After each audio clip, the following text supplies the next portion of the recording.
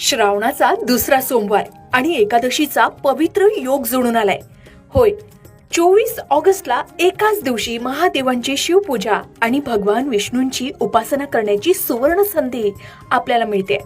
पण या दिवशी शिवामुठीत नेमके कोणते तीळ व्हायचे, शिवपूजा आणि विष्णूपूजा कशी करायची आहे, एकादशीचं व्रत कसं पाळायचं आणि कोणत्या गोष्टी चुकूनही करू नयेत, नेमकं काय करावं या संदर्भात संपूर्ण माहिती चला जाणून घेऊया.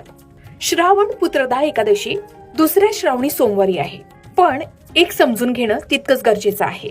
श्रावण पुत्रदा एकादशी बाबत 23 आणि 24 ऑगस्ट अशा दोन्ही तारखा पाहायला मिळतात.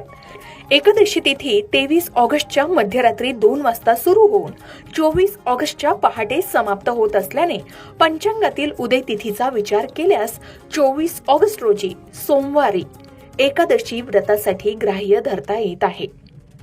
त्यामुळे गृहस्थांनी 24 ऑगस्टला एकादशीचं व्रत करून द्वादशीला म्हणजे 25 ऑगस्टला योग्य वेळी पारण करावं असं सांगितलं जात आहे. मात्र एकादशी व्रताच्या तारखेबाबत स्मार्त, वैष्णव आणि स्थानिक पंचांगानुसार काही फरक असू शकतो.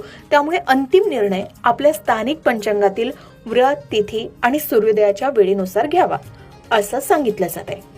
आता उदय तिथीनुसार 24 ऑगस्ट रोजी सोमवारीच पुत्रदा एकादशीचं व्रत करता येऊ शकतं आणि दुसऱ्या दिवशी द्वादशीला पारण करावं असंही सांगितलं जात आहे. आता दुसऱ्या श्रावणी सोमवारी एकादशी सुद्धा आहे, तर नेमकं काय करावं? या दिवशी सकाळी लवकर उठावं, स्नान करावं, स्वच्छ वस्त्र परिधान करावीत, घरातील देवघर स्वच्छ करून प्रथम श्री गणेशाचं स्मरण करून पूजा करावी. त्यानंतर भगवान शिवाची पूजा करावी, शिवलिंगावर स्वच्छ पाण्यानं अभिषेक करावा, बेलपत्र आणि तीळ अर्पण करावे. श्रावणाचा दुसरा सोमवार आहे म्हणून शिवामूठ तीळ आहे.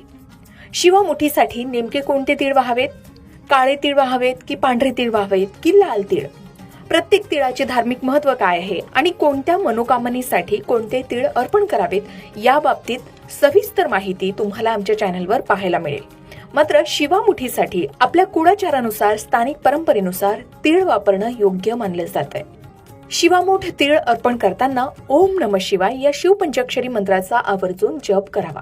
शिवाय महादेवांची पूजा करताना बेलपत्र आपण वाहतो. बेलपत्र स्वच्छ धुवून त्यावर चंदन लावून शिवलिंगावर या दिवशी अर्पण करावे आणि ओम नमः शिवाय या मंत्राचा जप 108 वेळा करावा.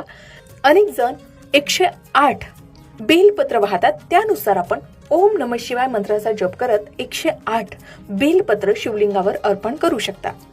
आता एकादशी असल्यामुळे भगवान श्री